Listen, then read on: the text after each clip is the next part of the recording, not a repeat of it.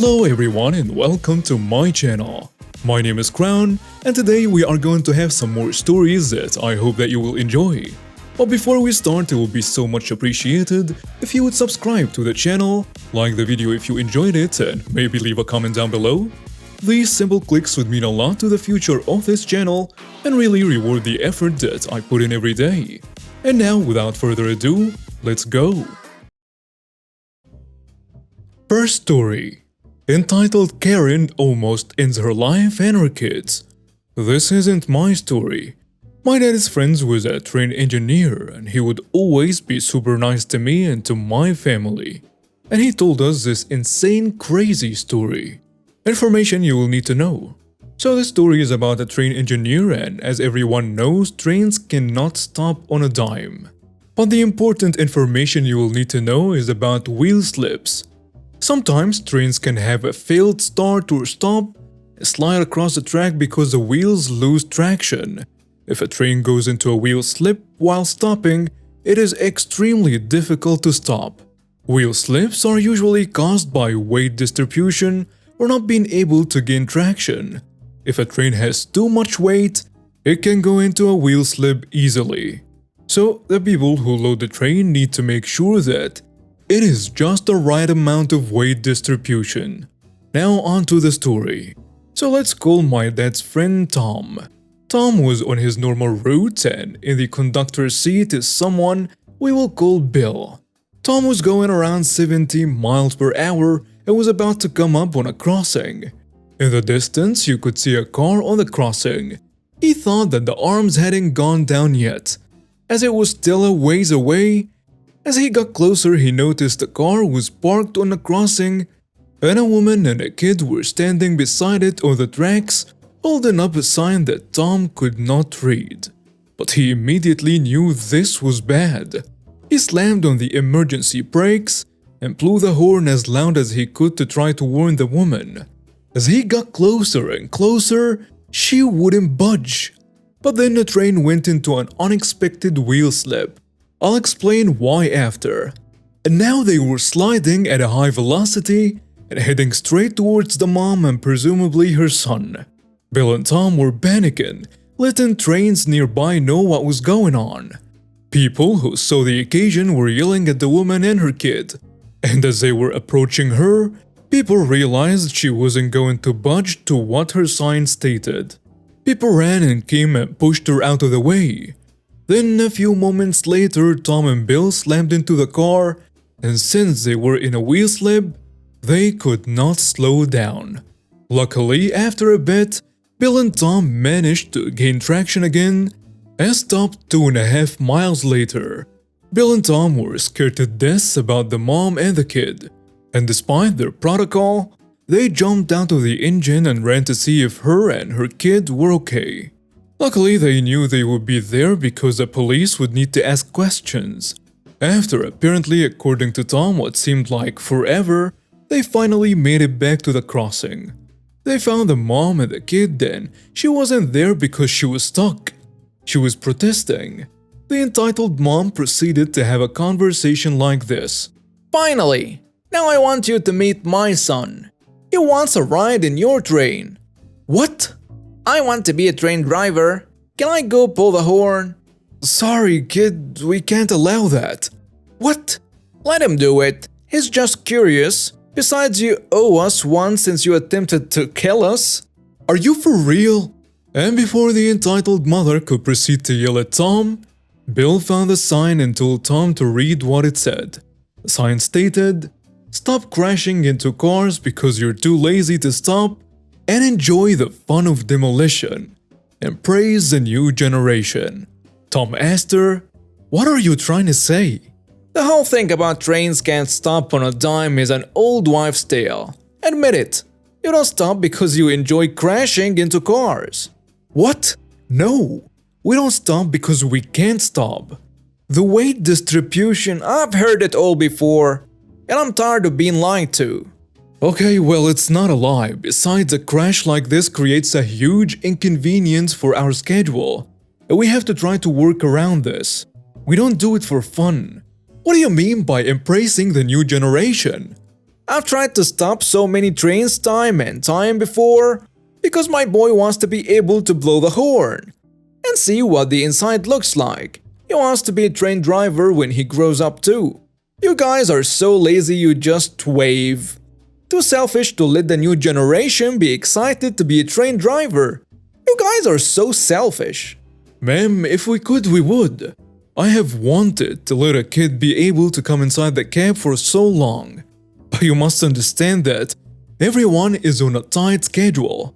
Stopping can put a lot of people in danger because if we aren't in a siding at a specific time, it can delay schedules and trains can accidentally be lit onto the line you're on. And that can cause a head-on collision. Oh, shut up. You guys aren't on a tight schedule. I've been waiting here almost all day, and it took forever to see a train.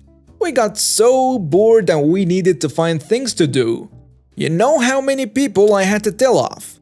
I got so many questions about why I was there, and I said I was just putting coins on the track.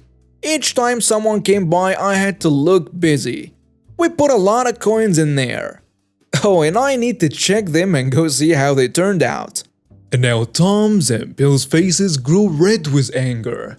You did what? Me and my son put coins on the track. Is there a problem? How many? I lost count. We put so many on. Tom was furious because he realized why he went into the unexpected wheel slip.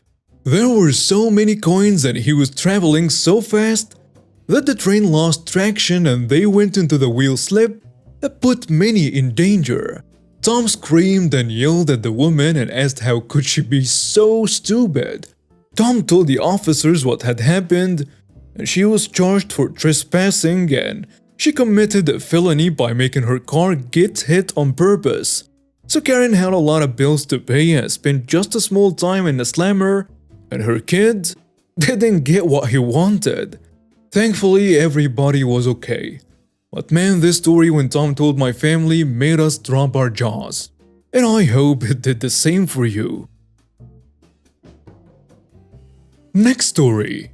Karen accuses a white boy of kidnapping his Asian sister.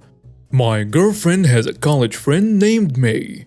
She was adopted from China and brought to the US as a baby. We were chatting in the dining hall when May told me this bizarre story that happened between her and her older brother John. Note: May is the only adopted child in this family. John's mom was busy one day and needed someone to pick up May from middle school. So she asked John to do it. Usually how it works is several supervisors watch all the kids and then guide each parent to their kid.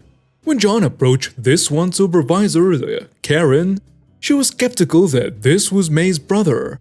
John explained his mother was busy, so she asked him to do it. He even showed her his driver's license, but she was still skeptical.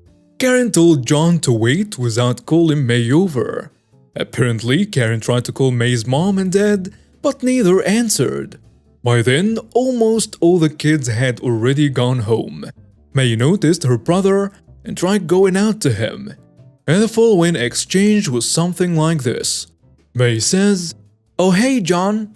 Karen yells, "Get back in the building. We can't verify who this man is." "Miss Karen, that's my brother." "Well, we can't verify him, so you can't leave with him." "Miss Karen, I'm her brother. May was adopted. Didn't my mom tell you?" "For all I know, you could be some stranger here to kidnap a little girl. It is for her safety as well as ours." May and John were both getting annoyed, so they just waited. Before they knew it, the police showed up.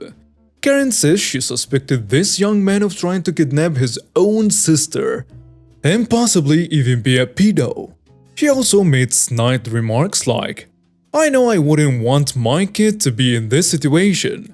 John showed his license again, and May pleaded with the cops that this was her brother. John called his mom and finally she picked up.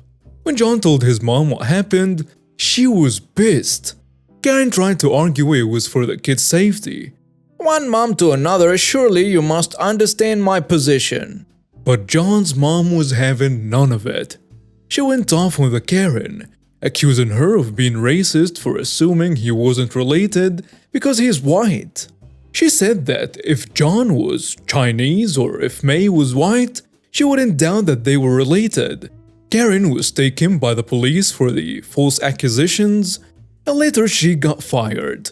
I've heard of black caretakers being accused of kidnapping white kids, but I guess Asians aren't immune from this either. In any event, it sounds like May's got a good family behind her. Next story. You can't drink because you need to babysit. I think every female family member who is the youngest of the adult generation, or at least a teen, can relate to this.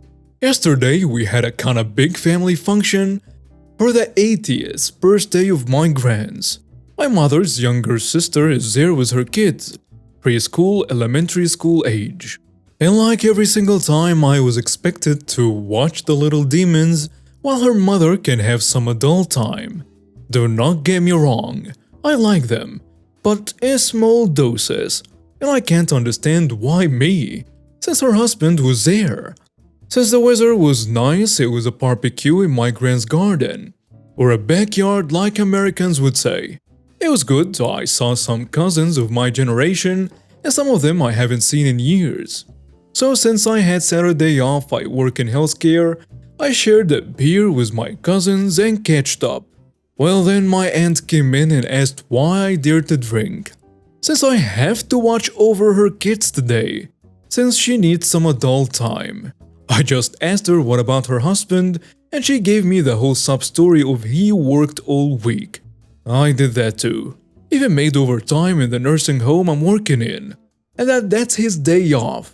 Again, mine too. And that he's still on the grill. He's literally standing next to my uncle, who is actually grilling and sips beer. Then I looked her dead in the eye, while my brother, the saint he is, took the empty bottle out of my hand and gave me another one. I told her sorry, but I already drank. She left in a huff, and of course she told my mother and my gran, and of course my mother was upset with me because she's my aunt and yada yada yada. The only ones on my side were my brother and my stepdad, who nearly gutted their stomachs laughing when he heard what I did. Next story. You've been served.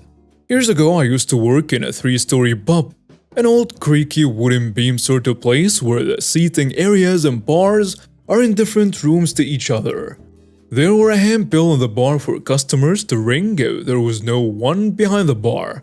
Being over 3 floors and usually only 2 staff members working, it was bound to happen. But everyone was super chill about waiting.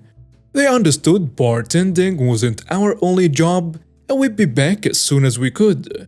Except this one older guy. He'd always sit opposite the door in the seating area, so if I left the bar, he'd see. It wouldn't matter how much of his pint he had left. As soon as I went to do another job, within 10 seconds he'd be at the bar, empty glass, ring the bell, then stare at me with a condescending smile. He said a few times, "You have to stop what you're doing and serve a customer as soon as they are at the bar. That's your job." He was on most days and he was really starting to get on my nerves. There was a policy in the pub of the customer is not always right, and even swearing at them was okay as long as they had done something to deserve it, which I did once. So one day he ordered his pint. I moved the bill onto a visible but unreachable shelf behind the bar and went to wash glasses, a position in which I can see the bar. As per usual, he shot up from his seat, went to the bar and instinctively reached out for the bill. But oops, it is not there. He frantically looked for it, even leaning over the bar to see if it was there. I really fought to keep myself composed. He spun around glaring at me, and I smiled and continued cleaning glasses as slowly as I could, maintaining as much eye contact as I could as his face went redder and redder with rage. I finally went over to the bar to serve him and said, "Now, how can I help you?" I put the bill back on the bar, but he never rang it again. Next story. Deliberately telling my future mother-in-law the wrong name for my baby. I, 23 female, and my fiance, 25 male, are expecting a baby girl next month. We're really excited as this is our first child, and we've been trying to prepare for parenthood. A lot of our family have been helping us with baby stuff and giving us general advice. They are also really super excited for her, especially my freaking mother-in-law. She's a very stubborn person and hasn't really accepted me as a part of the family yet. She always tells my fiancé how he could do so much better than me and that he's fallen into the trap of having my child. It hurt me a lot and my fiancé has had a talk with her about it, but she still hasn't apologized or anything, so I just tend to ignore it now. She's also one of them moms who posts every little detail of their life to Facebook. Like when my fiancé proposed, she was straight to Facebook before we could announce it ourselves. Recently, me and my fiancé have been coming up with names for our little girl, and we both decided on the perfect name. A few days ago, on a phone call, my fiancé accidentally slips up by telling my freaking mother-in-law that we've chosen a name. She's been non-stop messaging us and calling us to find out the name. We don't want to tell her until the baby is born so that it doesn't ruin the surprise and the whole of Facebook finds out before we are comfortable telling everyone. She tried guilt-tripping my fiancé by telling him how he's hurting her by not telling his own mother the name of her grandchild, that he doesn't love her, and that we, especially me, are going to try to keep her from seeing the baby. I am not sure why she would think that, as nothing we have said has suggested it. But to stop her from getting on my fiancé's back, I wrote a message saying that if she wants to know she can post it on Facebook. She agreed, and I told her a fake name. 5 minutes later, into checking the Facebook, I found out that she posted, "I can't believe I'm going to be a granny to baby Charlotte next month." My fiancé was furious. I called her and told her that she was wrong to announce it. She said that she was so overjoyed by it that she couldn't resist. He told her how that wasn't even the name and that we aren't gonna tell her until she's born and hung up. It's been a few days and my fiancé has been getting texts from her saying that she didn't mean and that I'm a jerk for telling her the wrong name. Her words were, "Who even tells their mother-in-law the wrong name for their grandchild?" I guess pity old me. And now we have reached the end of today's stories. Thank you for watching and see you next time.